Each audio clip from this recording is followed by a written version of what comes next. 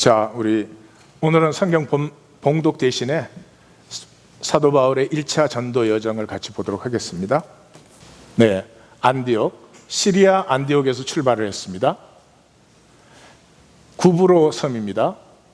사이프러스죠. 그게 살람이라고 하는 항구에 도착했습니다. 그래서 섬 가운데를 지나서, 여기는 이제 산맥이니까 평원 섬 중앙 도시들을 지나서 바포스, 우리는 바보라고 돼 있죠. 여기 총독이 있는 곳입니다. 바보에 도착해서 이제 첫 번째 가장 의미 있는 사역을 하게 됩니다. 사역은 여기 쭉 해온 것인데, 이 바보스에는 설지오 파울로스라고 하는 총독이 있었습니다. 로마의 총독은 두 가지입니다. 프레콜이라고 하는 총독이 있어요. 그건 군사를 다스리고, 빌라도처럼 이 분쟁이 많고 저항이 일어나고 이런 지역은 군대를 데리고 있는 총독이고, 이런 평화의 지역은 프로콘술. 그래서 여기는 행정적인 총독인데, 여기 행정적인 총독을 만나서 사역을 하게 됩니다. 그 다음에 버가로 올라가게 됩니다. 버가는 밤빌리아라고 하는 이 주의 수도입니다. 버가에서 안디옥으로 올라갑니다. 여기도 안디옥, 여기도 안디옥이죠. 안디옥이라는 도시가 이 지역에는 굉장히 많습니다. 셀루쿠스 왕조가 다스렸던 지역이고, 셀루쿠스 왕조의 왕 이름들이 대부분 안티오코스 1세, 2세, 3세, 4세, 5세, 7세 이렇게 나가죠. 그래서 안디옥이라는 도시가 많은데, 여기는 시리아 안디옥, 여기는 비시디아 안디옥. 거기에서 이고니움으로 갔다가, 이고니움에서 루스드라로 갔다가, 루스드라에서 덜베로 갔다가, 이 파란 줄은 이제 돌아오는 길이에요. 다시 거꾸로 쭉 돌아와서 펄가에 와서 아탈리아라고 하는 펄가의 외항에서 배를 타고 안디옥으로 돌아왔다. 이 여정이 총 2년 걸린 여정입니다. 그 여정을 오늘 우리가 보겠습니다. 영상을 보겠습니다.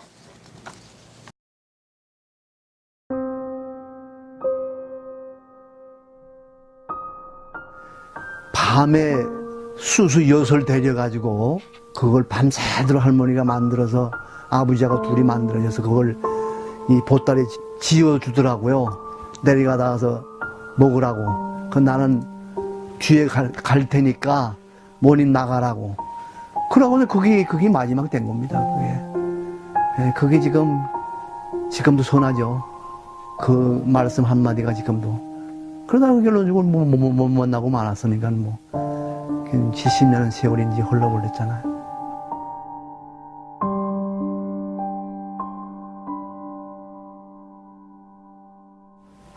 각별하고 말고요. 그 눈비 오면은 학교까지 오보다 주고 다 그랬는데요. 지금도 그게 지금도 생각도 선한데, 이제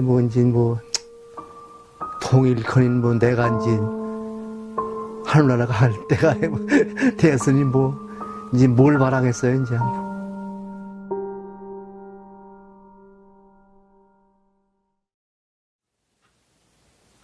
아버님, 통일이 되어서 가서 배울 줄 알았는데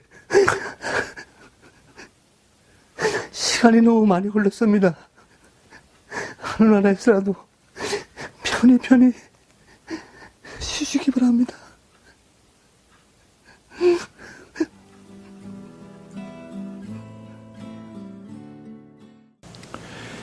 생명에는 가장 아픈 것이 단절입니다. 부모와 자식은 생명 관계죠. 미우나 좋으나 그게 한번 단절돼 보십시오. 평생을 애간장을 끊는 일이 됩니다. 그 단절은 사실 현상 속의 단절이니까 작은 것인데도 그렇습니다. 영원한 생명의 단절은 예수님께서 거의 모든 가르침에서 절대로 너희에게는 일어나서는 안 된다, 그렇게 하신 겁니다. 하나님은 무엇을 하고 계시는가? 우리는 성경을 읽어도 종교와 교리에 익숙해져서 하나님이 뭘 하시는지는 전혀 못 볼 때가 많지요. 하나님이 무엇을 하시는지 우리 바울의 1, 2, 3차 전도 여정을 통해서 한번 같이 보도록 하겠습니다. 21장 26절까지 이제 3차까지의 선교 여정이 나타나는데, 오늘은 13장 14장 1차 전도 여정입니다. 아까 우리가 지도에서 본 것처럼 그 코스들을 지난 것입니다. 여기 이제 전체 흐름은 아주 간단합니다. 이 엘루마를 저주하는 그 표적과 그 다음에 안전뱅이를 일으키는 이 표적과 기사, 이 안전뱅이를 일으키는 표적에는 복음이라는 말이 나타납니다. 그러니까 성경을 이렇게 쭉 읽어오신 분은 복음이 선포되면 우리의 장애가 치유된다. 장애가 뭐예요? 뭔가 내 생명에 단절이 있는 것이죠. 생명이 잘 통하면 장애가 있을 수 없죠. 그 한가운데 사도 바울의 정언이 나오는 것입니다. 자, 내용으로 들어가서 바나바와 사울을 파송합니다. 우리가 성경 읽기를 못하는 것 중에 하나가, 분명히 성경은 바나바와 사울을 파송해요. 그런데 우리는 바나바와 바울을 파송한다고 이미 읽고 있는 것입니다. 우린 바울을 너무 잘하니까, 바울에 대해서 많이 들었으니까요. 뭐 바울처럼 돼야 된다, 뭐 벨로모 소리 다 들었으니까요. 그런데 여기서는 사울을 파송하고 있습니다. 이 사울은 누굽니까? 이 사울은 다메섹에서 예수님을 만나고 3년간 아라비아 사막에 들어가 있다가 예루살렘에 왔다가 다소 고향으로 돌아가서 거기서 10년을 있었습니다. 이 10년은 어떤 10년이었을까요? 이런 거죠. 아들을 훌륭하게 길러서 하버드의 학사, 석사, 박사 과정까지 다 끝냈어요. 그런데 이 아들이 이 생명보다 더 중요한 유대교의 배교자가 되어서 이단도 제대로 된 이단도 아닌 이상한 데 들어가가지고 완전히 무기력한 사람이 돼가지고 집에 돌아왔습니다. 분명히 말은 안 해도 이혼 당했을 거고요. 두말할 것도 없죠. 유대교에서 유대교를 버리면 이혼 당하죠. 가족에게도 버림을 받았을 것입니다. 최고의 교육을 받은 사람이 완전히 백수가 되어서 10년을 지내는 것입니다. 여러분, 백수로 10년 지내면 사람이 망가집니다.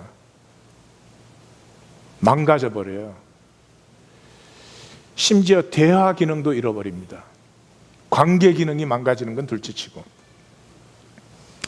이 사람을 이제 바나바가 가서 찾아가지고 안디옥에 와서 지금 1년간 사역을 했습니다.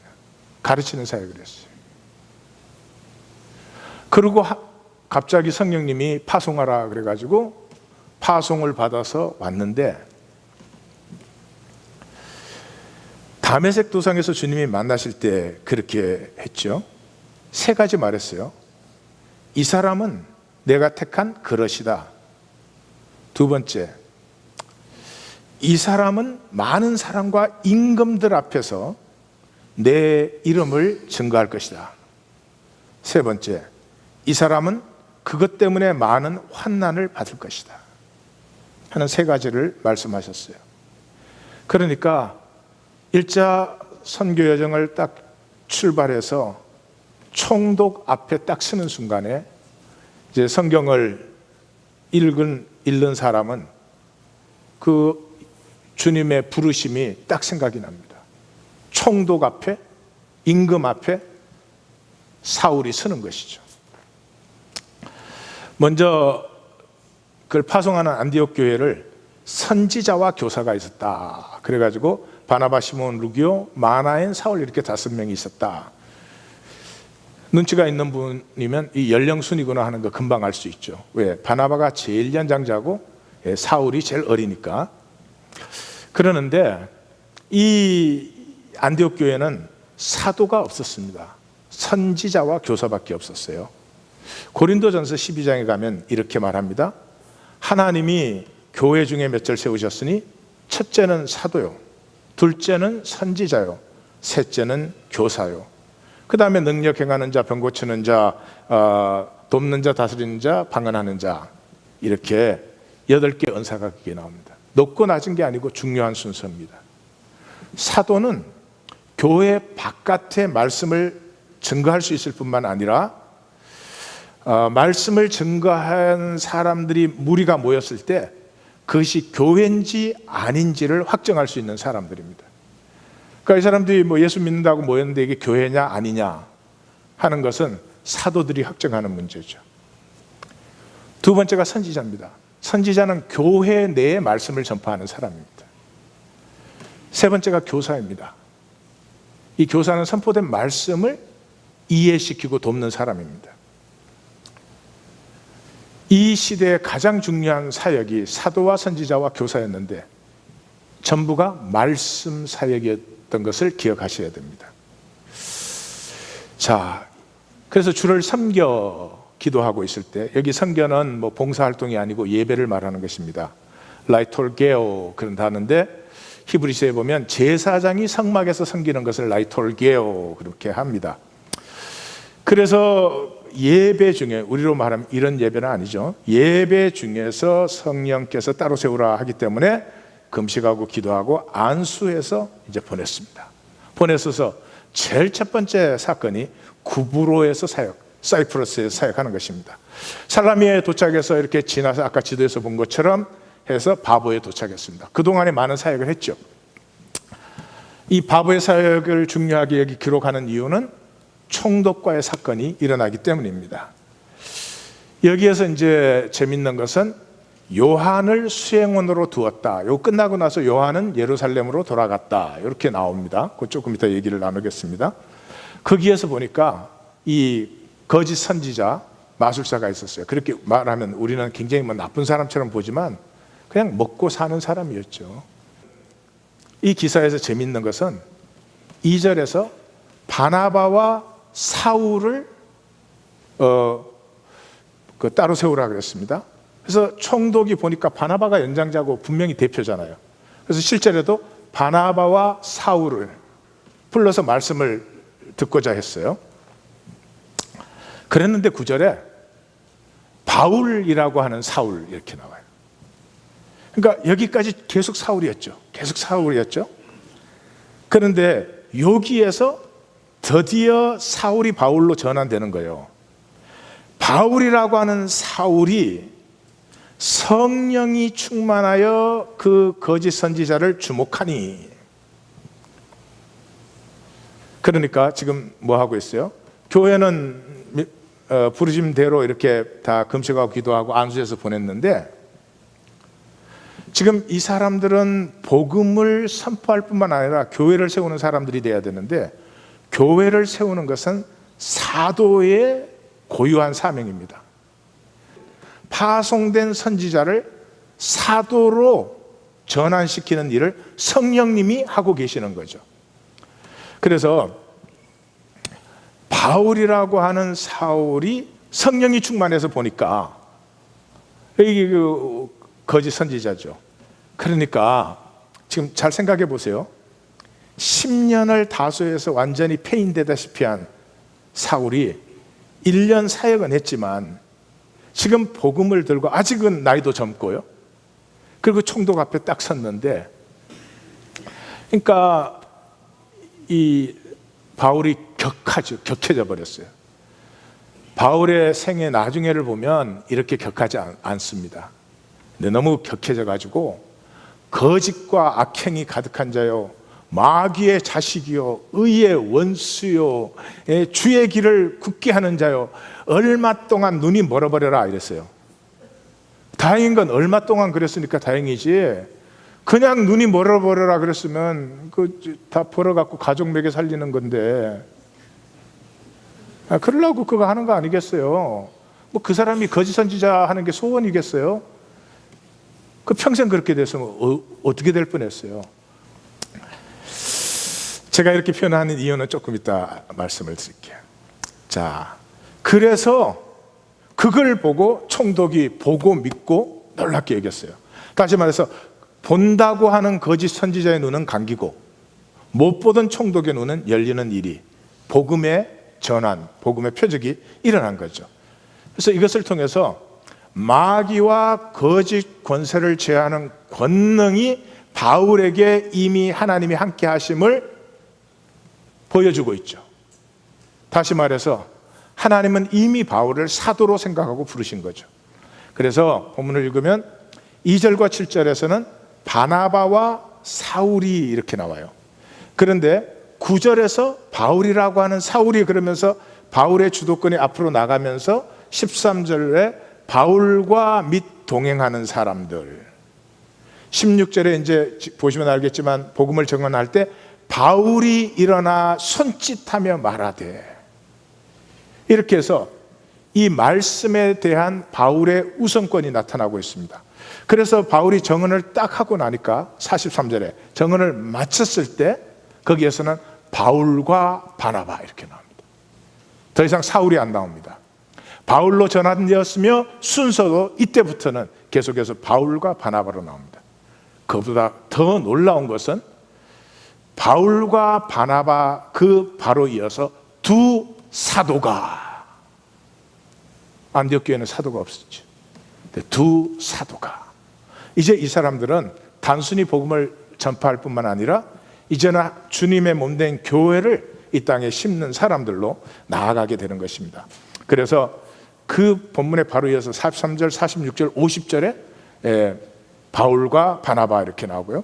43절 14장에 들어가면 3, 4, 5 계속해서 두 사도가 이렇게 나오는 것이죠.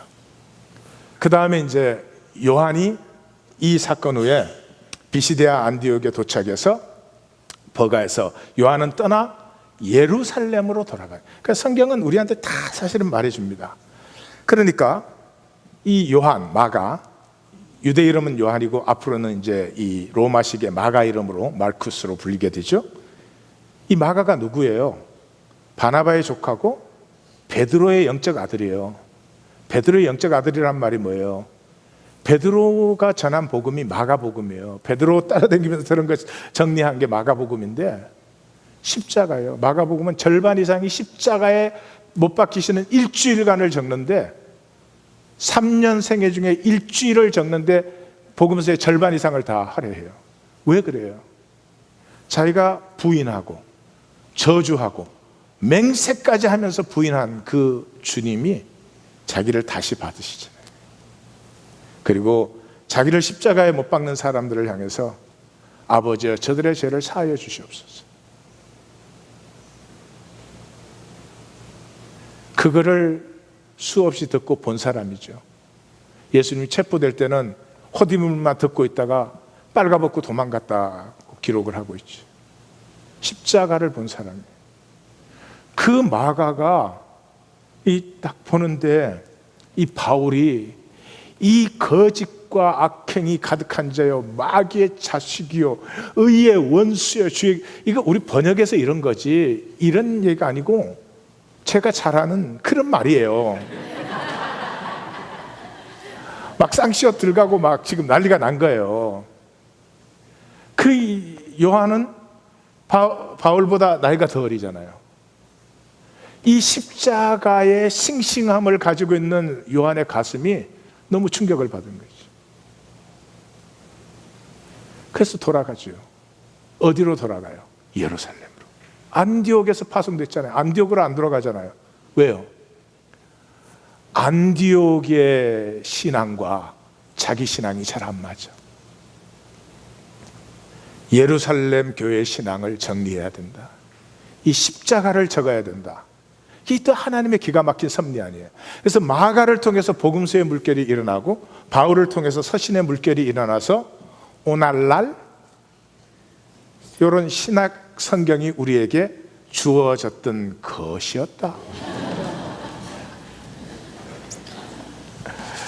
여러분 섭리가 좀 보이십니까? 예, 그렇게 해서 요한은 떠나고 거기에서 버가에서 안디옥으로 올라갔죠. 비시디아 안디옥으로. 안디옥에 올라가서 이제 회당에 들어가서 바울이 이제 일어나서 말씀을 전하게 됩니다. 여기 이제 세 부분으로 나누는데 이 기가 막힌 부분이에요. 이 말씀이 도대체 하나님이 뭘 하고 계시느냐 하는 것을 제일 먼저 말한 사람이 베드로였죠. 베드로가 2장에서 말했습니다. 베드로의 말은 한마디로 말해서 하나님의 새 시간이 도래했다는 거죠. 예수가 죽고 부활하셨다는 것이 옛 시대가 끝나고 하나님의 새 시간이 들어선 것이다. 옛 시간에 그냥 머물러서는 안 된다 이것이고요. 그 다음에 7장에서 스데반이 굉장히 길게 얘기했죠. 스데반의 얘기는 총 52절이나 되는 엄청나게 긴, 베드로가 20절이었으니까 거의 3배에 가깝습니다. 근데 그 중에 52절 중에 42절이 아브라함과 모세에 관한 거였어요. 그 왜 아브라함과 모세에 관한 거였어요? 이 유대 종교인들이 스데반을 죽이는데 뭐 때문에 죽여요? 율법과 성전 때문에 죽여요. 율법과 성전 때문에. 그래서 스데반이 클리어하게 말이죠. 율법과 성전이 있기 전에 약속이 있었거든. 약속을 했다는 것은 무슨 겉으로 조건을 지키는 게 문제가 아니고 약속한 가슴이 서로 통해야지. 자, 남편이 결혼할 때 부인에게 약속해서 매일 장미꽃을 사다 주겠다고. 그래서 매일 장미꽃은 사다 줘. 근데 살 때마다 막 손 떨려, 살 떨려. 내가 이 약속을 왜 해가지고 이 미친 짓을 내가 하고 있는 거야. 자, 그런데 그러면 그 약속 지킨 겁니까? 행위로는 약속 지켰잖아요. 아니죠. 중심이 통해야죠. 너희는 약속은 싹 빼고 그래 율법 지키고 있고 성전에서 제사 지내. 두 개 다 가짜 임마. 임마는 내가 붙인 거야. 그랬더니 유대인들이 귀를 막고 이를 갈면서 스데반을 돌로 쳐 죽였다 그렇게 돼 있어요. 세 번째 정언이 바울에게서 나타납니다. 역시 바울이에요. 굉장히 깊게 들어갑니다. 역시 말씀의 사도, 신약 성경의 3분의 1을 쓰게 되는 역시 말씀의 사람, 이 바울의 이 정언은 제 가슴을 미치게 합니다. 떨리게 합니다. 깊이 파고듭니다. 딱 시작하자마자 우리 조상들 택하셨다. 그래서 출애굽시키시고 광야를 지나서 땅을 정복하고 사사기와 사울을 지나서 다윗. 그런 건 막 금방 지나가 버립니다. 그리고 이렇게 말합니다. 이 다윗이 등장하는데 내가 이새의 아들 다윗을 만나니 내 마음이 통하는 사람이라 내 뜻을 다 이루리라. 성경이 내 마음에 합한 그런데 가슴이 하나다는 단어거든요. 그러니까 마음이 통한다 이게 훨씬 더 좋은 번역입니다. 하나님이 택하셨는데 왜 택했냐는 거예요. 땅 정복하려고 택한 거 아니라는 거죠. 왜 택했어요? 하나님이 가슴 통하고 싶어서. 하나님과 내 가슴이 통하면 나를 통해서 하나님의 일이 당연히 나타나죠. 다윗을 만나니까 나하고 통해. 그러니까 다윗을 통해서는 내 뜻이 이루어진다. 이게 정언의 도입 부분이에요. 전개가 됩니다. 23절에 31절까지는 여기서 이제 약속이라는 말이 나타납니다. 그러므로 약속이라는 말은 뭐냐? 약속은 가슴으로 지키는 것 아니냐? 이 약속을 다윗은 실패했죠. 여러 번 실패했죠. 전혀 실패하지 않고 온전하게 이 순종한 사람이 있는데 누구요? 예수죠. 무엇으로? 하나님과 가슴이 온전히 통한 사람이에요. 그래서 예수가 나타나기 전에 세례 요한을 먼저 보내셨고 그 다음에 세례 요한까지의 모든 선지자들이 이 예수를 얘기한 거 아니냐. 그래서 선지자들의 말대로 너희가 죽였지만 사망 권세를 깨고 하나님이 다시 살리셨다.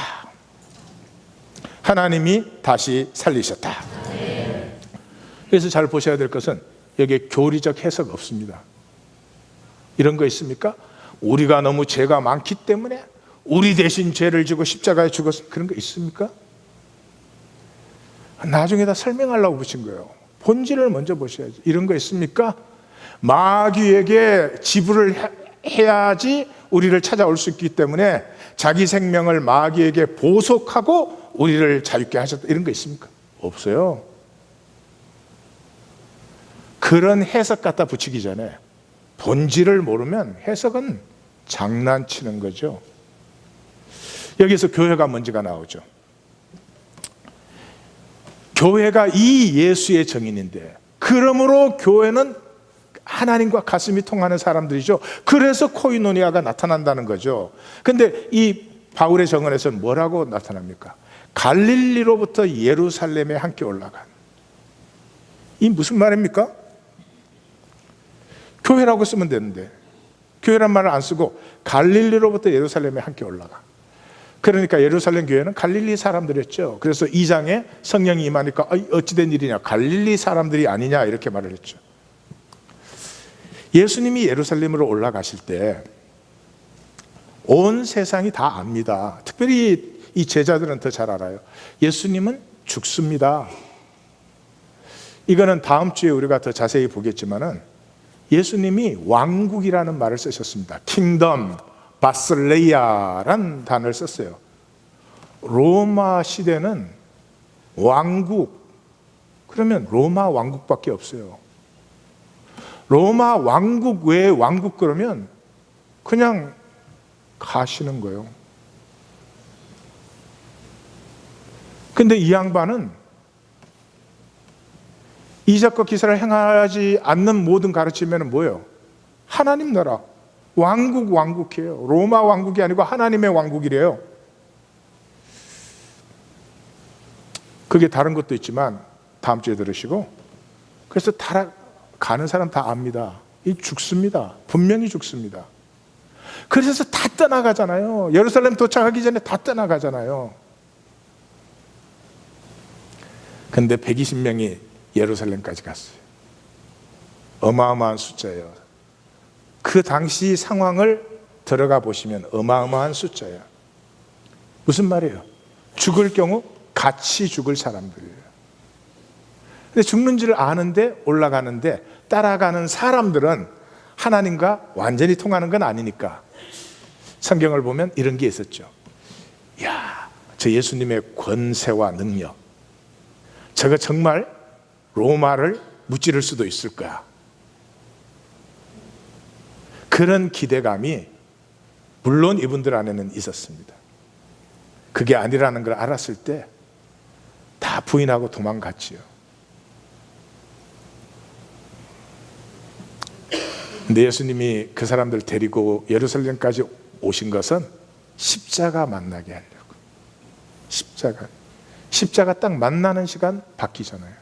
로마 백부장이 바뀌어버리잖아요. 이건 설명할 수 없는 말이에요. 설명해야 들리지 않습니다. 십자가는 만나야 되는 것입니다. 기독교는 십자가에 대해서 말을 너무 많이 해요. 왜 말을 많이 해요? 십자가를 모르니까 하는 거예요. 십자가는 신비예요. 신비를 말로 할 수 있습니까? 신비가 말로 표현되어집니까? 한 청년과 한 처녀가 진실로 사랑한다. 뭐라고 표현을 해요? 저 사람이랑 나랑 둘이 호르몬이 동하기 시작했어. 그래가지고 무슨 뭐 테스토스테론도 많이 나오고 이렇게 됩니까?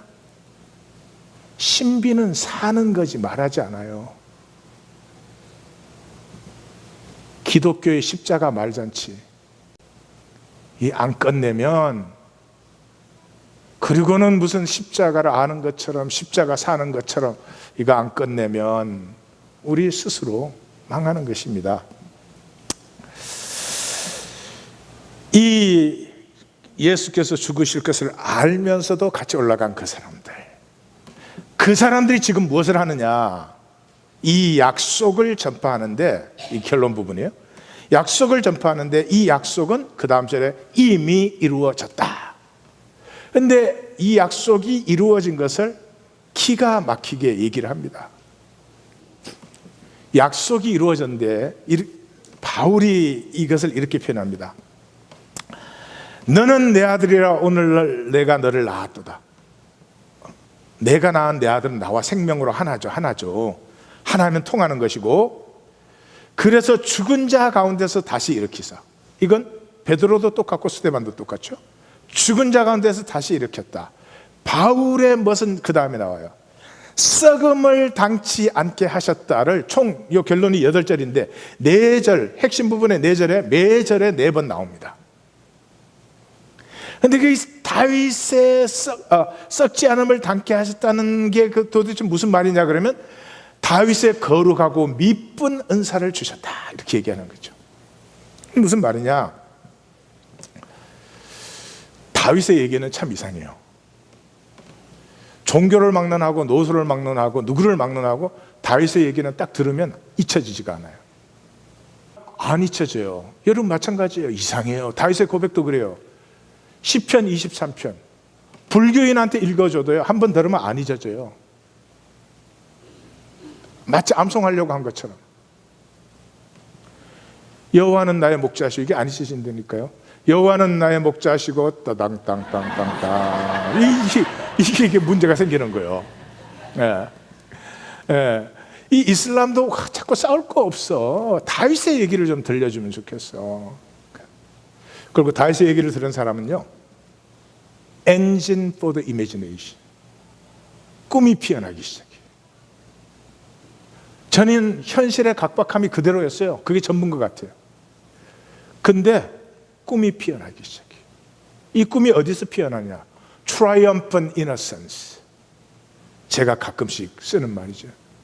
승리의 순전함. 아니 골리앗을 누가 이겨요? 골리앗 혼자 왔나? 블레셋 군대가 이스라엘 군대의 몇십 배의 산과들을 새까맣게 뒤엎고 있는데 뭐라고요? 내가 양과 염소를 지킬 때 곰과 사자가 나타나면 하나님이 날 지켜주셨다. 저 할례 없는 블레셋 사람이 누구간데 전쟁은 여호와께 속한 것이. 우리는 이런 걸 다 지식으로 받아들여 가지고 갖고 있으니까 그 말의 실제를 못 느껴요.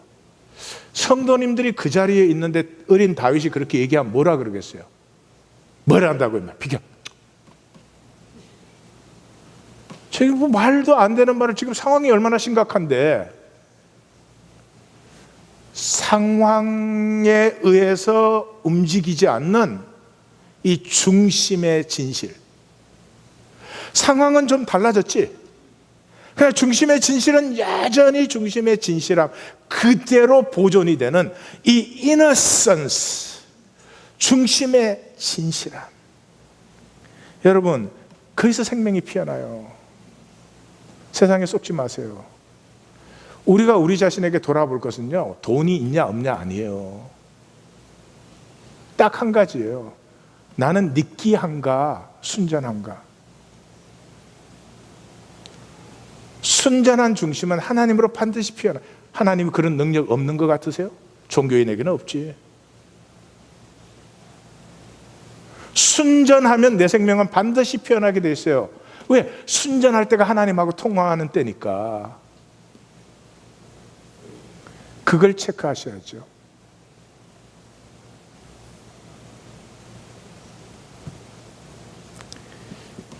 생명은 통하는 거죠. 통하면 싱싱해요. 안 통하면 썩어가요. 바울이 지금 뭘 보고 있는지 아세요? 율법의 대가이던 바울이 그 핵심을 만나버린 거죠. 아라비아에서 만난 건지 다소에서 만난 건지는 잘 모르겠어요. 그러나 그는 알았어요.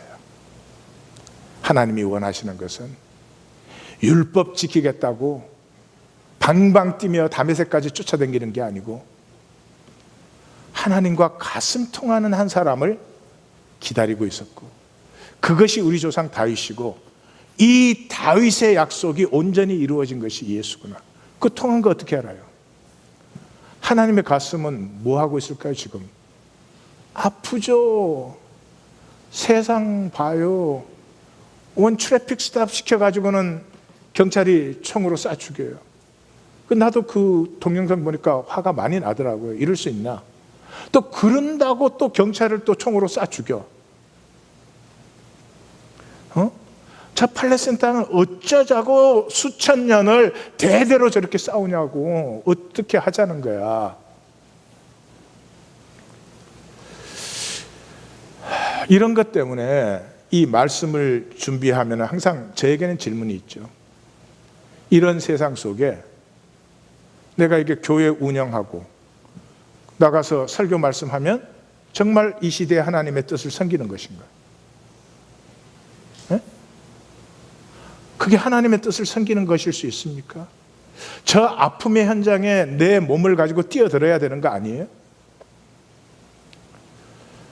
그럼에도 불구하고 제가 여기 말씀을 전하는 것은 저에게는 이것이 하나님을 섬기는 것이기 때문에 그래요. 제가 그 몸 전체로 그 현장에 뛰어든다고 해도 본질적으로 달라지지 않습니다. 그러나 이 마음만, 자격도 아니고 의도 아니고 노력도 아니고 공로도 아니고 하나님과, 나를 창조하신 하나님과 가슴만 통하기 시작하면 싸우지 말라고 할 필요도 없고 저렇게 저주되는 삶을 애써서 살지 않아요. 이렇게 거짓된 삶을 마음을 다하고 뜻을 다하고 힘을 다해 살지 않아요. 그것이 오늘도 이런 세상 속에 살고 있는 내가 여기서 성경 말씀을 전하는 제 가슴과 사명이죠. 그게 아닌데 제가 여기서 설교하고 있으면 저 역시 엘루마가 되겠죠. 그렇게 말씀을 드렸더니 유대교와 유대교 입교한 경건한 사람들, 그러니까 해당의 멤버들이 많이 은혜를 받았습니다. 여기서 처음으로 바울과 바나바 순서가 딱 바뀌어서 나오죠. 바울과 바나바를 따르니 두 사도가, 이렇게 해서 하나님의 말씀 가운데, 은혜 가운데 이렇게 머물러 있으라 이렇게 했습니다. 그 결론의 강조 부분들은 전부 말씀입니다. 그 다음 안식일은 온 시민이 다 하나님의 말씀을 듣고자 모였어요. 말씀이 전파되니까 종교인들은 시기해요. 반드시 그렇습니다. 바울이 말한 것을 반박하고 비방했습니다. 그래서 너희가 말씀을 버리기 때문에 우리는 이방인에게로 간다. 그랬더니 이방인들이 말씀을 듣고 기뻐하며 하나님의 말씀을 찬송했다. 저는 성경에서 말씀을 찬송했다는 데는 여기밖에 없는 것. 다른 데 혹시 보신 적이 있으십니까? 그랬더니 주의 말씀이 그 지방에 이제 두루 번졌다. 이렇게 해서 이 바레티카를 벌어버리고 이고니온으로 떠났는데 제자들은 기쁨과 성령이 충만하다. 기쁨과 성령이 충만했다는 말은 기분이 좋았다라는 말이 아닙니다. 코이노니아가 이루어졌다, 그런 말이죠. 예. 자, 그 다음에 이제 이고니온의 사역으로 갑니다. 이고니온의 사역은 너희가 말씀을 버리기 때문에 우리는 이방인에게로 간다 그래 놓고도 이고니온에는 또 해당으로 들어갔어요. 한 번 더 기회를 주는 거죠. 여기서 쫓겨나면서 그렇게 말씀을 전가했더니 허다한 무리가 믿어요. 그런데 이 종교인들은 보세요.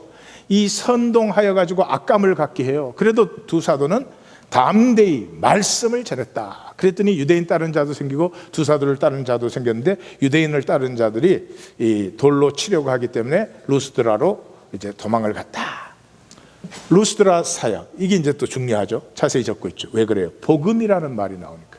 그러니까 성경을 읽는 사람은 이때까지 12사도 외에 사도라는 말은 이 본문에서 처음 나왔어요. 그동안에 말씀을 전한다는 말은 있었지만 복음을 전한다는 말은 여기에서 이제, 그러니까 이방인에게 전하는 말씀을 복음이라고 하는 거죠.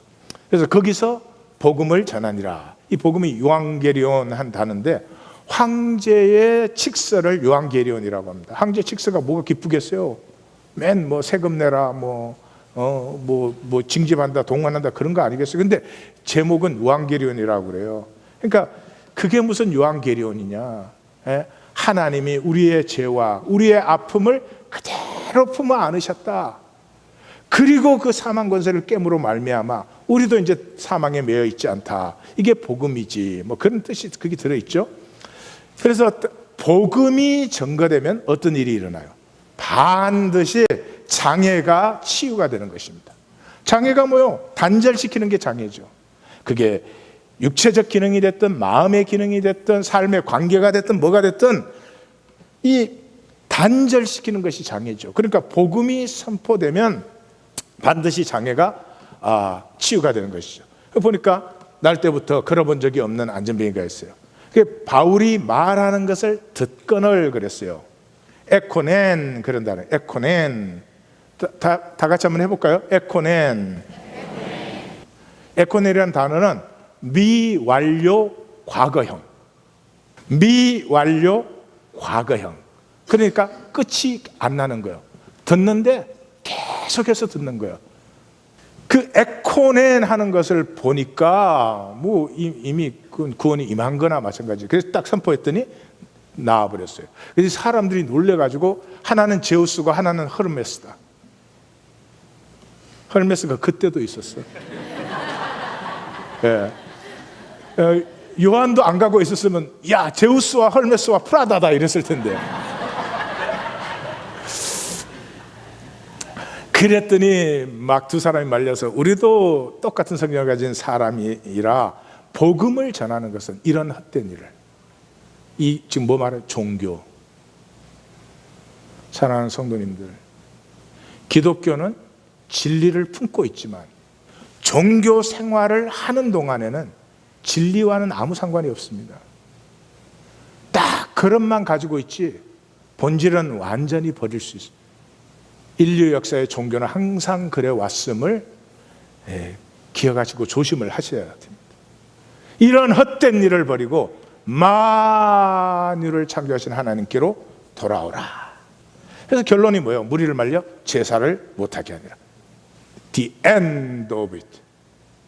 유대교가 됐든 이방인이 됐든 제사 지내는 건 끝. 제사 지내면 뭐가 돼요? 생명이 통해야죠. 그런 코이노니아를 우리에게 주셨는데 우리는 이것도 제사로 바꿨잖아요. 이렇게. 그래서 사제. 제가 사제가 주일마다 나와갖고 우리의 깊은 안식을 위해서 저렇게 길게 고생을 하면서 그래서 그러는데 그런 역사가 일어나니까 안디옥과 이고니온에서 그 유대인들이 반감을 갖던 유대인들이 몰려와서 바울을 돌로 쳐서 죽은 줄 알고 성에 갖다 버렸어요. 그랬더니 이제 제자들이 가서 다시 데리고 왔겠죠. 제자들이 둘러 있을 때 바울이 일어나. 이거는 갑자기 벌떡 일어나 이런 기적적인 역사가 아니고요. 그냥 그렇게 시외로 끌어내쳤는데 그 바울이 죽지 않고 다시 일어나 그 성에 들어가서 이튿날 더베로 가서 또 말씀을 전했어요. 이거는 내 중심에 이 열정이 없으면 안 되는 일이죠. 복음을 그 성에 정했더니 복음이 3번째 나왔습니다. 많은 사람을 제자로 삼고 그래서 이제 다시 더베에서 루스드라로 이고니온으로 안디옥을 거쳐가지고 이제 돌아왔다 그런 거죠. 각 교회에서 떠나면서 장로를 세웠어요. 그래서 거꾸로 더베, 루스드라, 이고니온, 안디옥을 거쳐서 밤빌리아로 와서 버가에 도착해서 버가의 외향인 아탈리아로 가서 거기서 안디옥 교회로 돌아왔다. 이 총 기간이 한 2년 걸렸습니다. 그리고 교회에 와가지고 보고를 했어요. 이방인들에게 믿음의 문을 여신 것. 사도 바울이 굉장히 좋아하는 표현이에요. 믿음의 문을 여신 것을 보고하고 제자들과 오래 있었다. 이 올해는 한 1년에서 2년이 됩니다. 영상을 또 하나 보겠습니다. 저 어렸을 때 있잖아, 이발소집에 맡겨놓고 갔었어요. 예, 맞아요. 날씨가 흐리고요. 예, 맞아요. 오빠! 오빠! 이제 죽어도 원한이 없어! 오빠! 헤어지실 때 어떻게 헤어지세요? 오늘 갔다 이제 왔어요. 달도.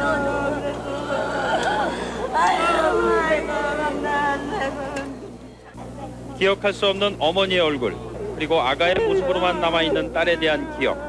5년은 마침내 바닥으로 쓰러져 부둥켜 안고 우열했습니다. 1946년 4살 난 딸을 황해도 친정에 두고 남편과 춘천으로 온 뒤 전쟁이 터져 생리별을 난 79살 김장녀 할머니는 딸의 울부짖음에 그저 하염없이 눈물만 흘렸습니다. 죽었어요. 나 혼자 살았어요. 기억에도 없는 어머니의 얼굴이지만 살아생전 소원이 어머니라고 부르고 싶었다는 딸 앞에 김할머니는 미안하다. 그동안 어떻게 살았느냐는 말만 되풀이했고 딸은 이어 부모님을 대신해 자신을 키워준 삼촌마저 세상을 떴다며 눈물을 그치지 못했습니다. 20차 이산가족 상봉 마지막 날. 작별 상봉에 나선 가족들은 더 이상 만날 수 없다는 현실에 목 놓아 울었습니다. 언제 다시 볼 수 있을까? 너무 늙어버린 아버지에게 두 딸은 다시 들려줄 수 없을지도 모를 작별의 노래를 불러줍니다.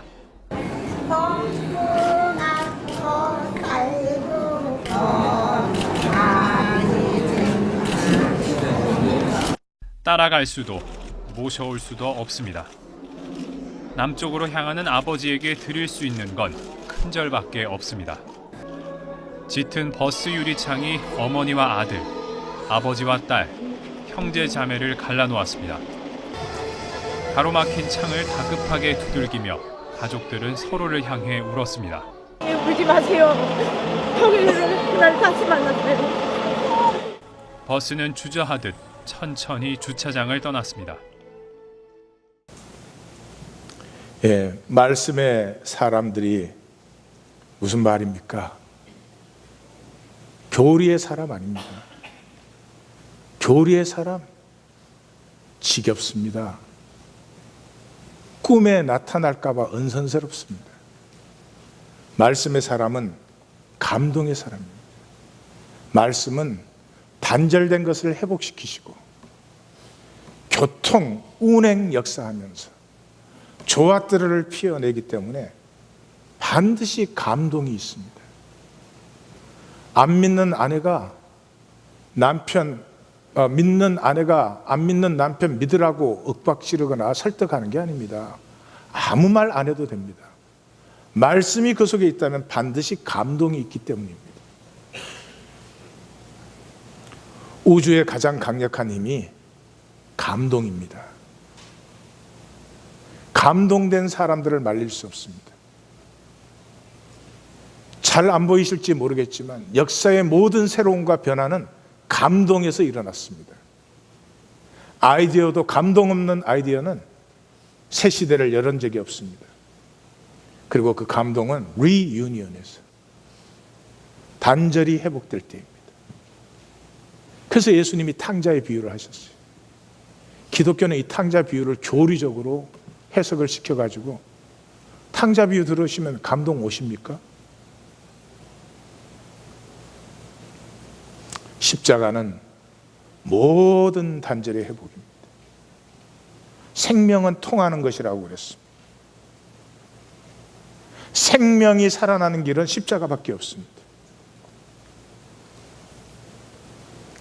그래서 성경은 그는 우리의 샬롬 화평이다. 우리의 원수된 것 막힌 담을 자기 육체로 허시고 십자가로 이 둘을 한 몸 하나님과 한목되게 하셨다. 원수된 것을 십자가로 소멸하셨다. 그로 말미암아 우리가 한 성령 안에서 아버지께 다시 다 접붙어서 머리 되신 주님으로 상합되고 연락된 그리스도의 몸, 우리가 함께하는 곳은 주님의 임재가 담기는, 하나님이 교통 역사하시면서 조화들을 피워내는 그리스도 안에 함께 지어져가는 하나님의 건물이 아닌 육체의 성전, 참된 성전이 되는 거죠. 이 단절의 회복을 코이노니아라고 합니다. 코이노니아는 네 물건 내 물건 마구 쓰는 것이 아닙니다. 가슴이 통한 것이죠. 가슴이 언제 통해요? 진실돼야 통합니다. 저는 기독교가 진실이 있는지 저는 때때로 걱정됩니다. 생명은 진실입니다. 거짓 생명이 어떻게 있습니까? 어떻게 거짓 생명이 있을 수 있습니까? 근데 거짓 생명이 가장 떳떳당당하게 있는 곳이 기독교 아닙니까? 우리끼리 만들어가지고 진리가 있으면 마귀의 속임수도 그만큼 강한 것을 우리는 기억하셔서 속으시면 안 됩니다. 이미 앞에서 뭐라 그랬어요? 그 시몬에게, 사마리아 시몬에게 너는 이 도에 관계도 분깃도 없다. 거짓은 관계도 분깃도 없습니다. 마지막으로 여러분, 우리 안에서 중심의 진실이 열리고 하나님과 교통, 만물과의 교통이 일어나는 이 다윗의 순전함이 열리려면 예배 참석하셔서 안 되잖아요. 얼마나 무수한 예배를 나오셨어요. 교리 알아서 되는 일이 아니잖아요. 교리 전문가시들이잖아요, 다들. 특이점을 지나야 됩니다. 싱귤라리티. 인터스텔라 영화를 보시면 그 아버지가 딸과 이 인류를 구하기 위해서 돌아가야 되는데 4차원 세계에서는 돌아갈 길이 없죠. 그래서 새로운 차원으로 들어가 버려야 됩니다. 그래서 여기서부터는 물리학, 그까지는 물리학 이론이에요. 물리학 이론은 아니지만 블랙홀 안으로 들어가죠. 블랙홀 안으로 들어가면 물체가 들어가는데 물체가 없어지고 전부가 에너지로 전환되는 그 전환점을 싱귤라리티라고 합니다. 분야마다 의미가 좀 다르지만 겉사람으로 살던 내가, 머리와 계산으로 살던 내가, 그 머리와 계산 속에서도 이제는 적어도 내 중심에는 중심의 진실이 피어나는 이 전환, 이 분수령이 되는 기점, 특이점이 있지 아니하고는 여전히 욕심에 사로잡혀 거짓으로 살 수밖에 없습니다. 땅을 치고 통곡을 해도 거짓으로 살 수밖에 없습니다. 예수님은 이런 우리를 잘 아시기 때문에 이미 말씀하셨죠. 어디에서 이 특이점이 옵니까? 하나님께로 오는 것이지만 나에게서 찾음이 있어야 됩니다. 이 찾음이 뭡니까? 의에 줄이고 목마른 것입니다. 이 시대에 의에 줄이고 목마름이 있습니까?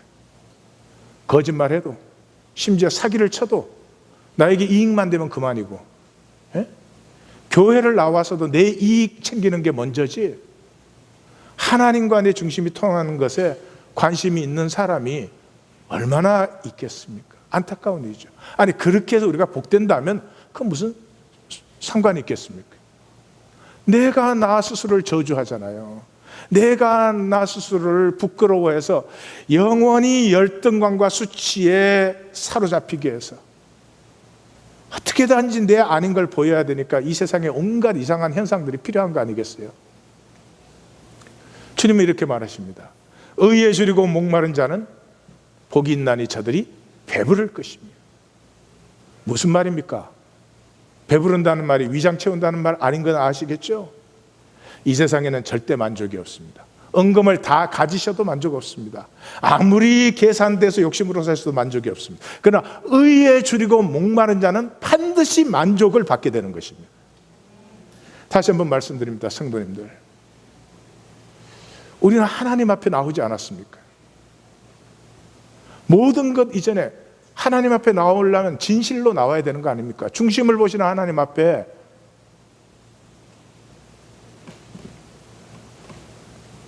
그 하나님 앞에서 하나님의 가슴을 조금이라도 느낀다면, 이렇게 아픈 세상, 저렇게 미친 세상, 어쩌자고 저렇게 죽여요?